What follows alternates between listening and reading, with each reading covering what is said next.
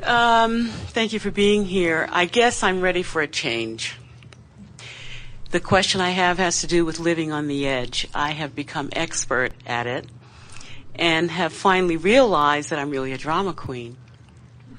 So there are moments when I see the magic and I can make the most extraordinary magic happen, but it's always 2 inches from the wall. And so I'm trying to... Well, you know what that's about. Esther says that, or has said it, not so much anymore, that she shines in a crisis. And Yes. we explained to her that the reason that she does that is that the crisis causes her to focus. And when she focuses, she summons powerful energy. And there is a little drama in that. You're used to getting your marks on the chart from fixing things that are broken. Yes. And so, even today, in a gathering as enlightened and as evolved as this one, if you were to tell us a story of great sadness and struggle from which you achieved triumph, the crowd would stand to its feet. Because there's something exciting, more exciting, about being in a really deep hole and digging yourself out than to just be living happily ever after. They don't write movies or books out of people that just live happily ever after. They ought to. Is there a way to keep the excitement of the magic without pushing it so far? No.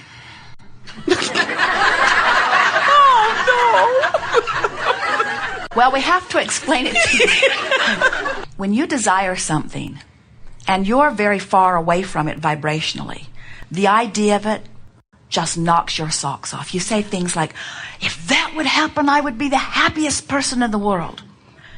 But by the time you're in a vibrational place where you're ready to let it in, it's like the next logical step. Esther commented to Jerry the other day, they've just ordered a new motor coach, and it's the one Esther's been wanting from the time she saw her first moving vehicle. She has been dreaming for this as many years as she can remember, and now they've ordered it. They're going to pick it up in February.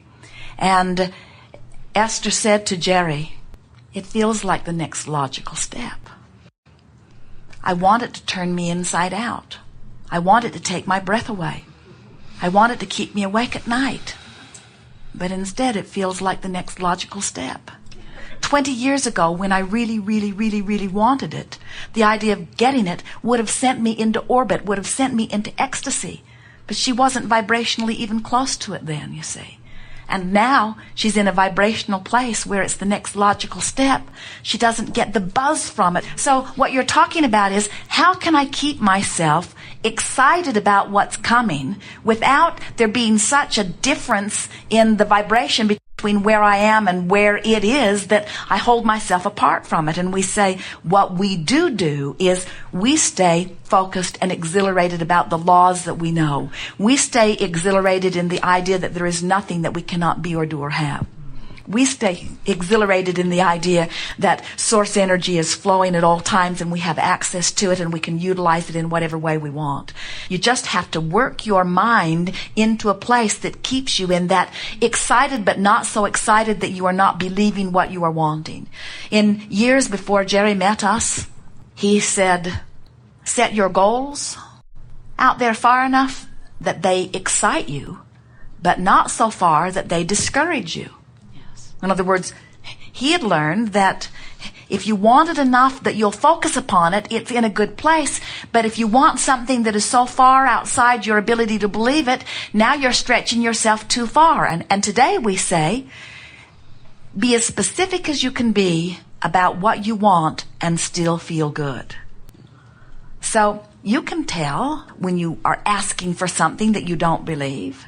And so your work is just to bring yourself into vibrational alignment with it.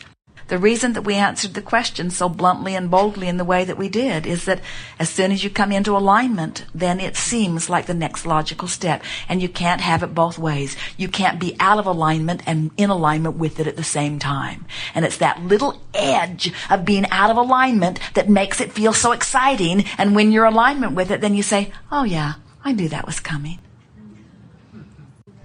What makes me continue to get just to that point, like Sisyphus, and then back up or back off. You know, I visited family this weekend, and I thought it had something to do with that in terms of reacting to or being different from. Well, good. Now let's talk about this, and it's wonderful that you bring this up. We are certain that this analogy was inspired from that broader part of your knowing, and we're going to flesh it out here so that you can really get a sense of this. Esther laughed, talking about going home some time ago, and she said, "Oh, I know what that feeling of homesick is. That's that feeling when home makes you sick." And she was being playful about it, but once she began to talk with us about it, we said to her that what that feeling of nostalgia is, and what that sort of homesick feeling is that when you go home, the surroundings and the people and the things you talk about and even the fragrances activate within you a vibration that is reminiscent of who you once were. And the vibration of who you were and the vibration of who you are is in conflict. And that's what that feeling is about, you see. And so it's interesting that you bring going home and family up with this feeling of being almost there but not quite letting it in, because it's the same feeling of discord that you are describing. Yes. And that's why we want you to think your thoughts with one goal in mind. How does this thought feel? We watched Esther as she drove across this magnificent vista yesterday, and she would get on a train of thought that was pleasing to her, and then she would just milk it, mile after mile after mile after mile. And as soon as it had played out with as much detail as she could get from it, then she would scurry around in her mind for another thought that felt as good. Just determined to hold herself in that good feeling place for no other reason than it feels good to be in that good feeling place. She wasn't trying to save the world or fix the world or motivate the world or change the ideas in the White House. She wasn't trying to do anything other than manage her alignment with self. So that's our encouragement to all of you. That's what really life is about. Your now moment, which is where all of your power is the juncture where you meet you. And the you that you're meeting is a fabulously, brilliantly good feeling you. And sometimes you have to work to achieve alignment with that. Sometimes you have to love yourself when somebody's looking at you and doesn't seem to be loving you. Sometimes you have to love somebody else when they've done something that is pretty unlovable. Sometimes you have to avert your eyes and look someplace where you can feel good, because what's in your face doesn't feel good. But you have to care so much more about this relationship between you and you than you do about any other relationship or any other thing. That's the driving, motivating influence within you. And when you get that done, they'll call you a brat. They will. This is true. Because they don't get it. They don't understand. You can't get sick enough to make them well. You can't get poor enough to help them have more prosperity. You can't get confused enough to bring them clarity. In other words, you can't fix them from your place of not being that which they are striving for. You can only be all that you can be. And through the clarity of your example, you may inspire some of them to reach for something more. Now here's the other piece that all dovetails together with what you're asking about. This is the answer that you're looking for. You feel guilty about thriving when others that you love don't come with you. So you sort of work to hold yourself not too far from where they are. You feeling how this all fits together? Because you're a teacher. You're a teacher that wants to uplift. And so part of you knows that there is no limit for you, and another part of you doesn't want to get too far ahead of those that you are trying to teach and guide. Right. And now you understand all of that. You can be anywhere and not be unhappy. Or you can jump far ahead of where they are and still understand that you still can lead them, you see. The message that we would like to give to you and so many teachers who are here in this room today is that if they don't receive their upliftment from you and they are seeking upliftment, the universe will deliver to them someone from whom they can take their light. You do not have to be all things to all people. It's not your job, you see. So When you decide that your job is to align with who you are, and then trust that law of attraction will line you up with anybody who will benefit by your alignment, and line them up with anybody who's more appropriate for them, you just don't have to manage all of that. You cannot be all things to all people, but you can be what you need to be to align with who you are. And you can tell when you're doing that. Yes. So the thing that is so confusing for so many of you teachers is that you want them to thrive. And you focus upon them and they're not thriving. Then you lose your connection, and then for a while you stumble along with them.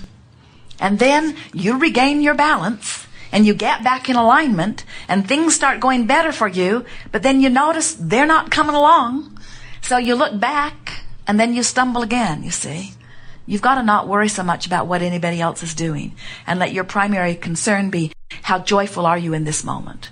And what you will discover is you will lead them through your joy, and you cannot lead them through your pain, or through your empathy, or through your sympathy, or through your concern, or through your worry, or through your awareness that they are not where they want to be. So, if we were standing in any of your physical shoes, we would announce to everyone who is near us, nothing is more important than that I feel good. So I've chosen to think only good thoughts about you. They'll say, well, that won't be hard to take. And then you say, which is going to require a certain amount of detachment on my part from you. I'm going to be detaching from your complaining, and from your worrying, and from your fearing, and from your wanting me to fix things. And I'm going to be focusing powerfully on your self-empowerment, your success, your well-being, and your thriving. So, if you're in a complaining mood, I won't be a good sounding board. Because when I'm not with you, I'm making long lists of things that are going well for you. And that's the part of you that I'm activating in me. So, if things aren't going well for you, it'll be a really freakish thing if the universe even lines us up together. If you show up in my experience while you're complaining, I will admit that I will have to have rendezvoused with you on some point. But then, friend, I'm sorry, then it's all going to be about me.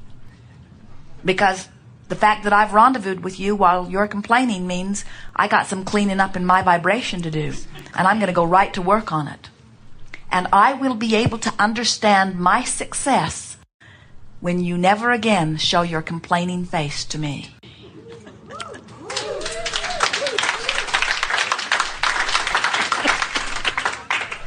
I'm sorry, you can say to them, if you don't think I'm there for you, when the truth of it is, I'm always going to be there for you. I'm going to be dreaming your very best dreams about you. I'm going to be expecting the very best for you. I'm going to make lists every day of the wonderful aspects of your life experience. And I'm hoping we can thrive together. It's my plan to thrive. It's what I wish for you too.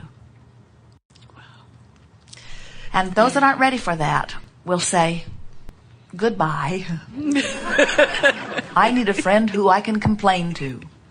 I need a friend that I can commiserate with. And then they may announce to others that you know, she's not there for me anymore. And we say, good. Thank you so much.